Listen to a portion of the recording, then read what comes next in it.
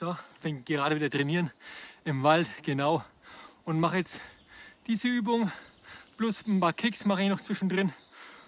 Dann mache ich so ungefähr eine Stunde. Genau. Ja, ich sage mal, das ist ein ganz gutes Ausdauertraining, so weißt du.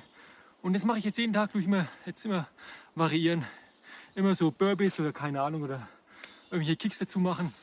Hauptsache, dass der ganze Körper irgendwie in Schwung kommt. So. Ja, Mann.